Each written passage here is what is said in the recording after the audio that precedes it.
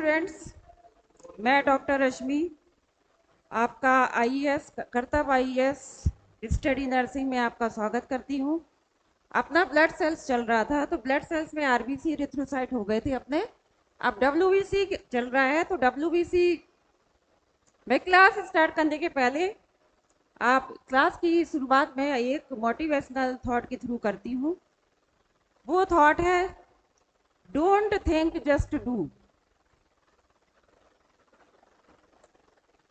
Don't think just do. सोचिए मत, काम करते रहिए। इसलिए लाइफ में एक गोल को फिक्स करिए और उस पर अमल करिए और जीवन में नई ऊंचाइयों को पाइए। तो चलिए क्लास की शुरुआत करते हैं।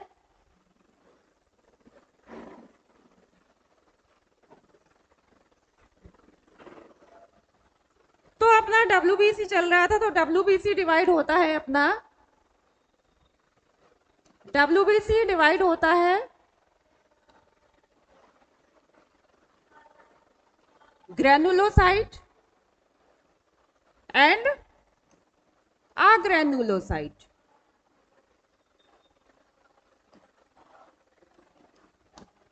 तो अपना जो ग्रैनुलोसाइट है,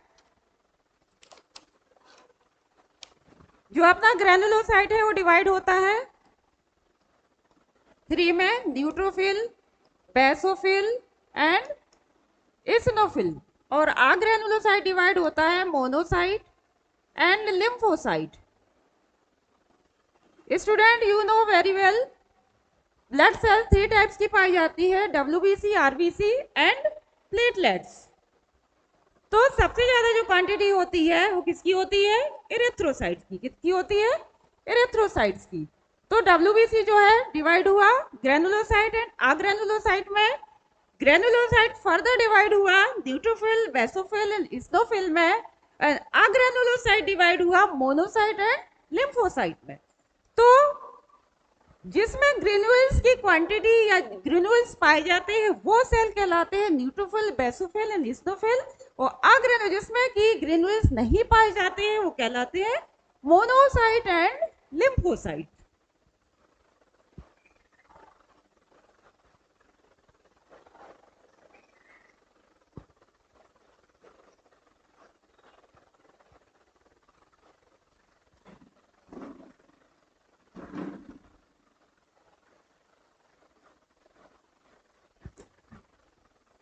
चलिए आगे बढ़ते हैं।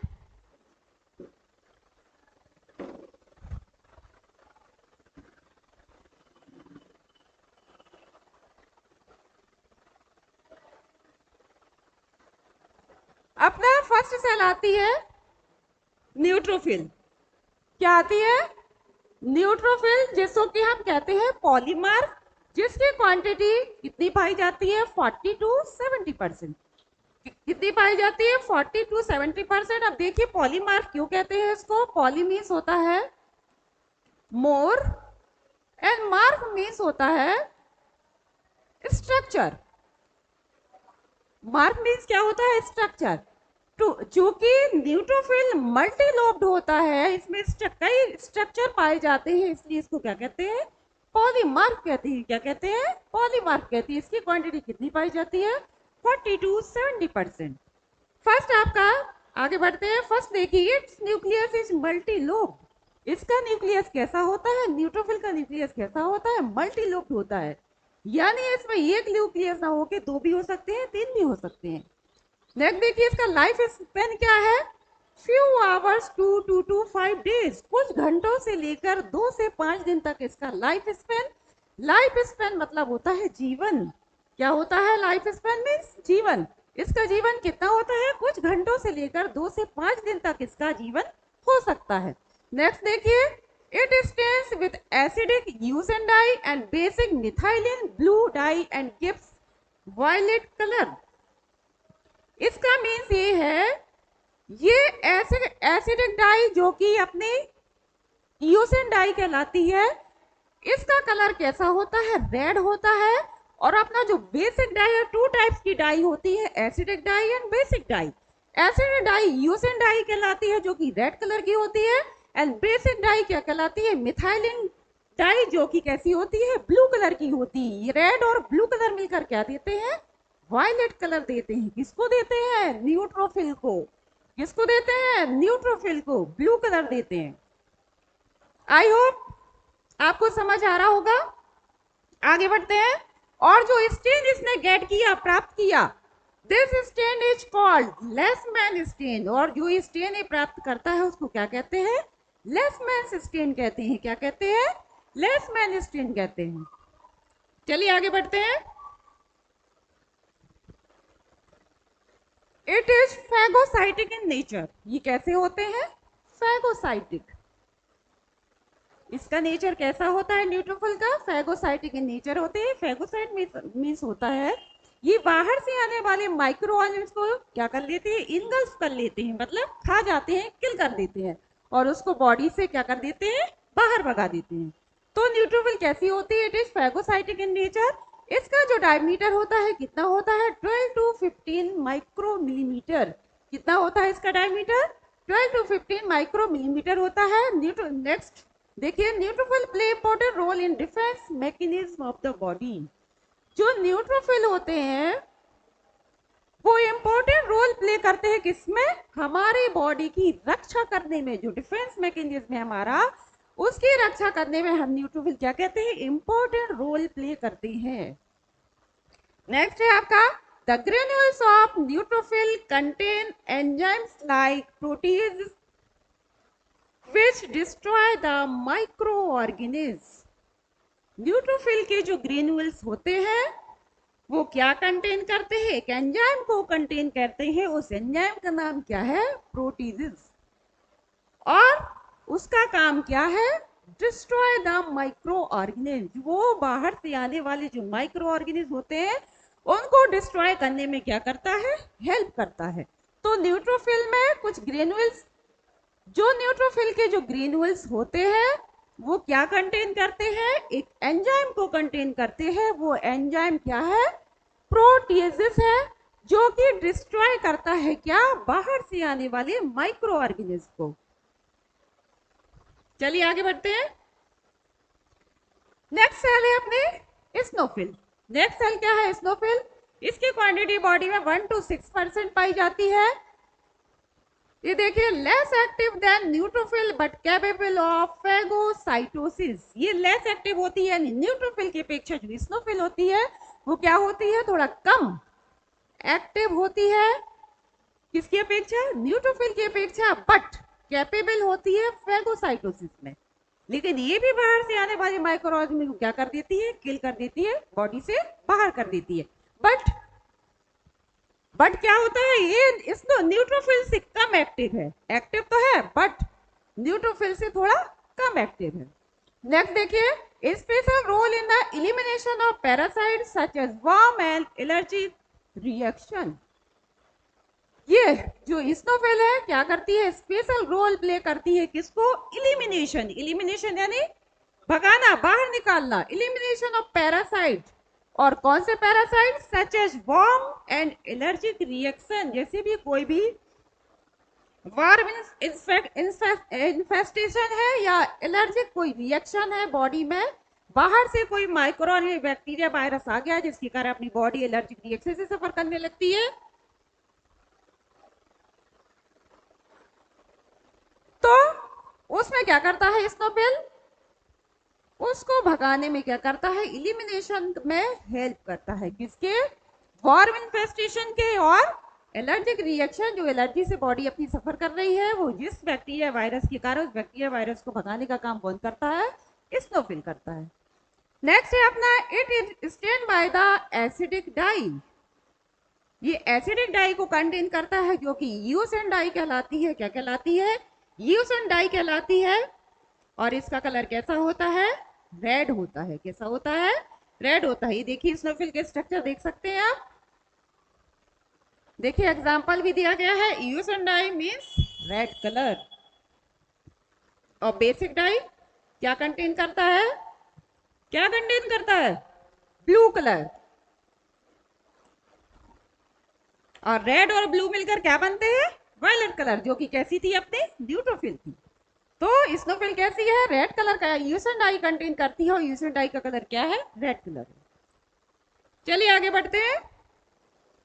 इसका जो डायमीटर है वो कितना होता है? 10 to 12 माइक्रो मिलीमीटर होता है। It has the shape of B letter और अल्फाबेट। इसका शेप कैसा होता है? इंग्लिश अल्फाबेट के बी लेटर की जैसा इसका शेप होता है, इस तरीके से।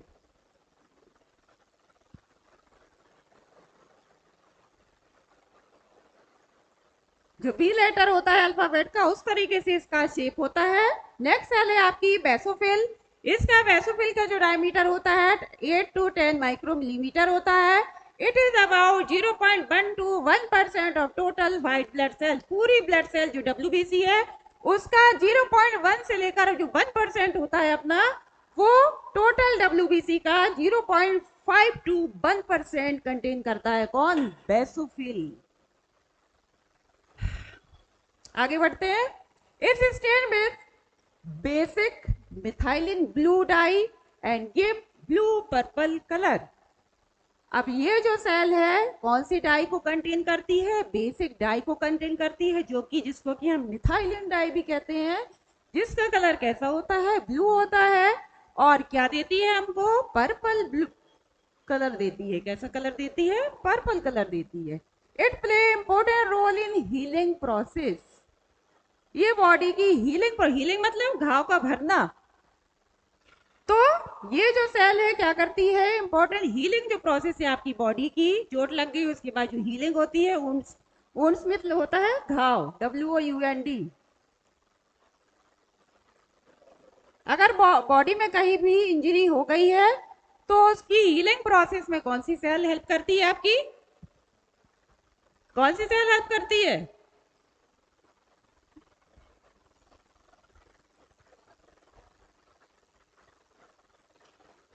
क्या चल रहा था अपना? बेसोफिल। फिर से देखिए, it diameter 8 to 10 micromillimeter. It is about, total WBC का 0.5 to 1% कंटेन करता है। एंड इसमें ये कौन सा डाई कंटेन करता है? बेसिक डाई कंटेन करता है, जिसको मिथाइलिन ब्लू कहते हैं। और ये कौन से कलर का और कौन सा कलर देता है? पर्पल कलर देता है। और ये हीलिंग प्रोसेस में क्या करता है? इंपॉर्टेंट रोल प्ले करता है। कौन? बेसोफिल। आगे बढ़ते हैं। अब देखिए टाइप्स ऑफ अ ग्रेनुलोसाइट। अभी चल रहा था ग्रेनुलोसाइट, तो उसमें आ रही थी आपकी स्नोफिल, बेसोफिल एंड न्यूट्रोफिल। अब है आपका अग्रेनुलोसाइट, जिसमें की आ रहा है आपका लिम्फोसाइट एंड मोनोसाइट। तो फर्स्ट देखिए लिम्फोसाइट, जिसकी क्वांटिटी बॉडी में 15 to 40% पाई जाती है। ये देखिए लिम्फोसाइट है, डायग्राम में आपको दिखाई दे रहा है। Lymphocyte are responsible for much of the body's immune protection. जो लिम्फोसाइट होती हैं वो रिस्पॉन्सिबल होती है for the much of the body immune protection. हमारी बॉडी का जो इम्यून सिस्टम है उसको प्रोटेक्ट करने में क्या करती है? लिम्फोसाइट हेल्प करती है, रिस्पॉन्सिबल होती है। इसका डायमीटर कितना होता है? 10 to 12 माइक्रो मिलीमीटर होता है। ये स्मॉलर सेल होती है। किसके पिक्चर? ये स्मॉल होती है। और इसका जो न्यूक्लियस होता है वो कैसा होता है? लार्ज होता है। देखिए न्यूक्लियस दिखाई दे रहा है आपको, इसका न्यूक्लियस कैसा है? लार्ज है।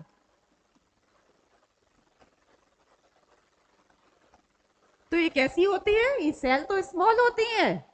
किसके अपेक्षा? Than monocyte. जो लिम्फोसाइट सेल है मोनोसाइट के अपेक्षा स्मॉल होती है। और इसमें न्यूक्लियस कैसा होता है? लार्ज पाया जाता है। कैसा होता है? लार्ज। इसका न्यूक्लियस कैसा होता है? लार्ज होता है। आगे बढ़ते हैं। Some circulate in the blood, but most are the found in the tissue. Lymphocyte tissue such as lymphocyte nodes and spleen. जो कुछ सर्कुलेशन में, ब्लड के सर्कुलेशन में ये सेल पाई जाती है, तो most are found in the tissues. ये मोस्टली कहाँ पाई जाती है? टिश्यूज में पाई जाती है। Lymphocyte tissue such as lymph node. और जो लिम्फोसाइट टिश्यू कहलाते हैं, लिम्फोसाइट जैसे कि लिम्फ नोड और लिम्फ नोड कौन से? स्प्लीन के। लिम्फोसाइट कहाँ पाए जाएंगे? स्प्लीन में पाई जाएंगे। और rise in number seen in viral infection and chronic infection. जब अपनी बॉडी में वायरल क्रोनिक इन्फेक्शन हो जाता है तब इनकी क्वांटिटी कैसी भी होती है, बढ़ जाती है। राइज इन नंबर सीन, बढ़ी हुई मात्रा दिखती है इसकी किसमें, ब्लड में। जब कोई भी आपको वायरल इन्फेक्शन हो जाता है तो जो लिम्फोसाइट होती है उनकी क्वांटिटी कैसी हो जाती है, बढ़ जाती है।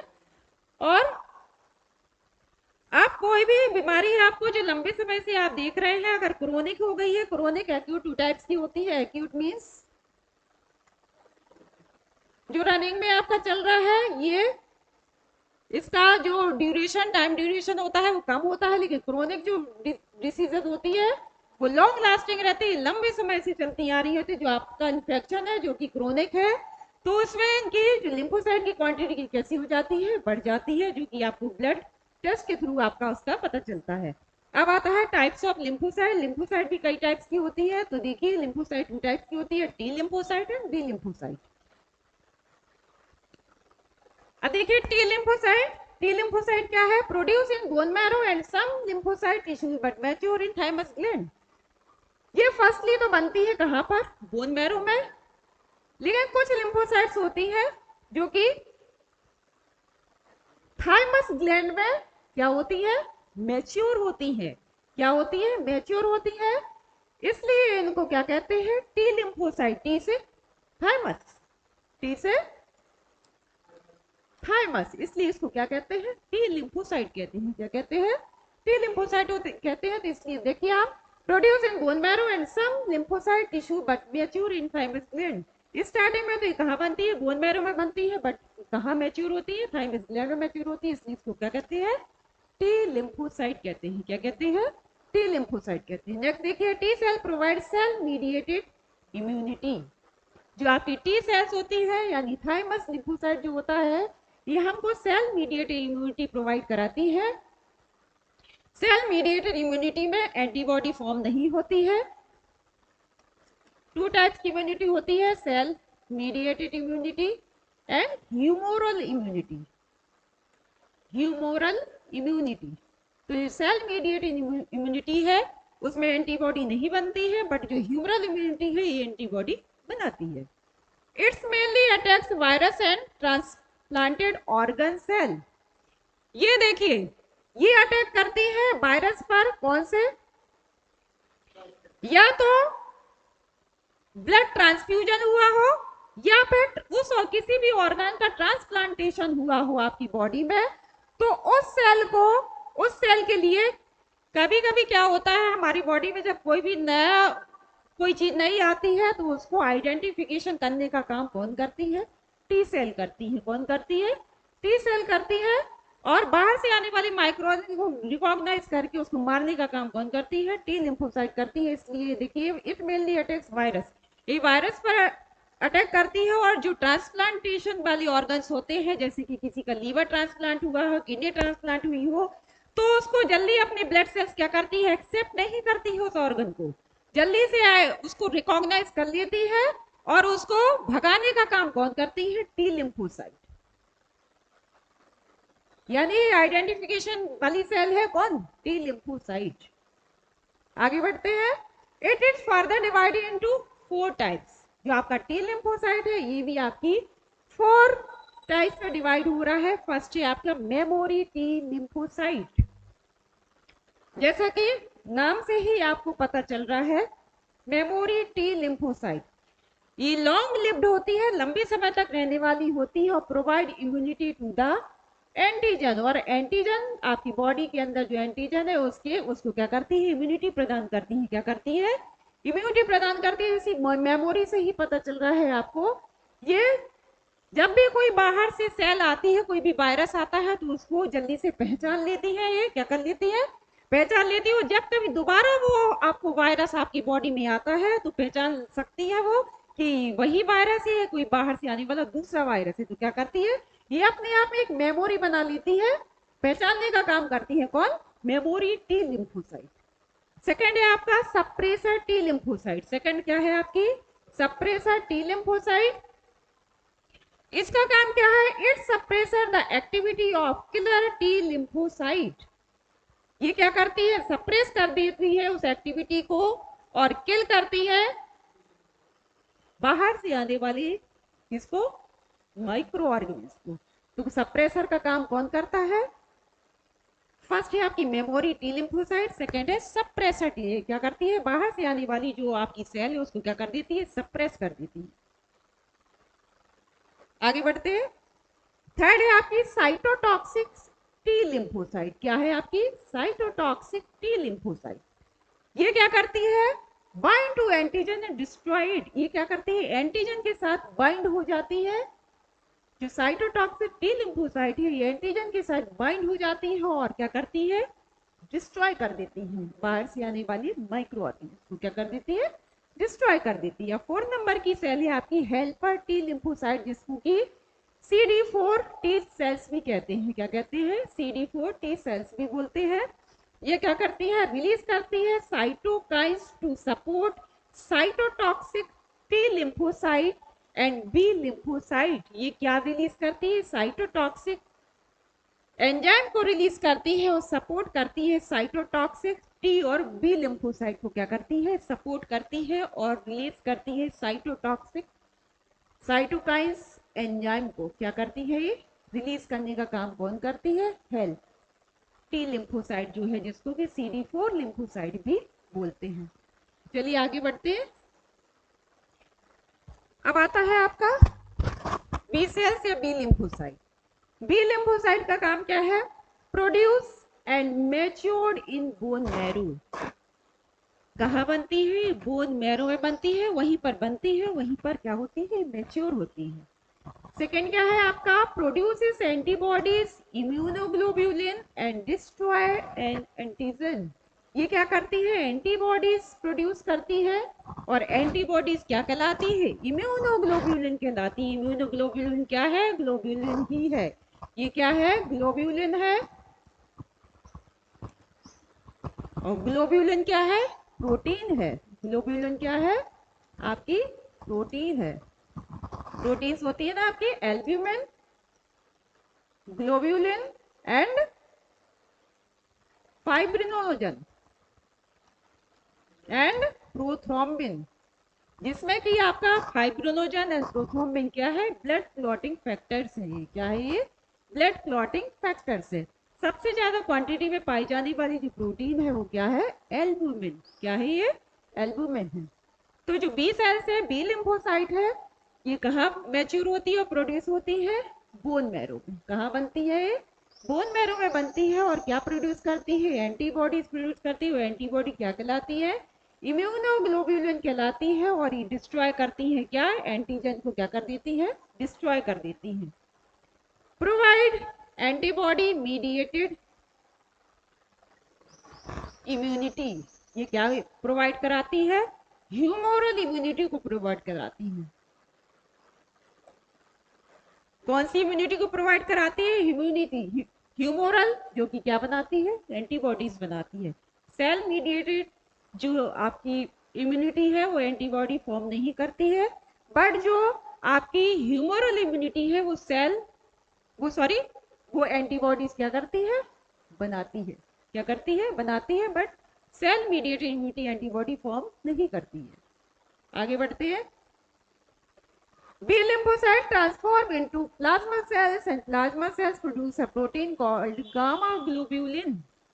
जो B lymphocyte होती है वो ट्रांसफॉर्म करती है इनटू प्लाज्मा सेल्स को, एंड प्लाज्मा सेल्स क्या प्रोड्यूस करती है? प्रोटीन प्रोड्यूस करती है। उस प्रोटीन को हम क्या कहते हैं? गामा ग्लोब्यूलिन कहते हैं। क्या कहते हैं?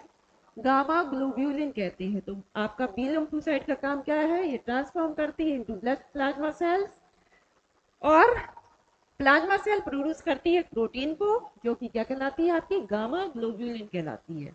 नेक्स्ट देखिए, final process of maturation occur to liver during foetal life. जब आपका एम्ब्रायो बनता है इंट्रा यूट्राइन लाइफ में, इंट्रा यूट्राइन जो लाइफ है उसमें